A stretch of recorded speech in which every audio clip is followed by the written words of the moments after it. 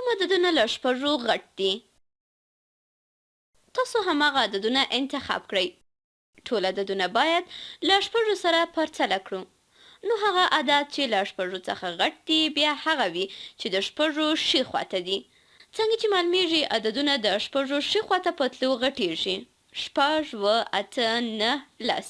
اووه له شپږو غټ دي، اته هم له شپږو غټ دي، نه هم له شپږو غټ دي او لس هم له شپږو غټ دي. همداسې ورپسې ټول عددونه. اوس په دې عددونو کې کوم له شپږو غټ دی؟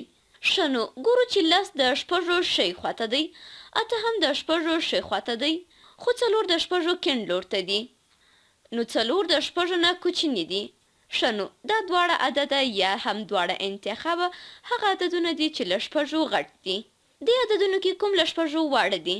ښه نو دلته دا عددونه ټول له شپږو واړه دي. کوم چې د شپږو کیڼ لور ته دي. نه خو په هیڅ ډول له شپږو واړه نه دي، خو څلور چې د شپږو کیڼ لور ته دي او درې چې نور هم کیڼ خواته دي، نو دواړه عددونه درې او څلور له شپږو واړه دي. که په ورځنیو کارونو کې وګورو نو که چیرې تاسو څلور شیان ولرئ یا هم درې شیان، نو له هغه چا نه چې شپږ شیان ولرئ ستاسو شیان لږ دي.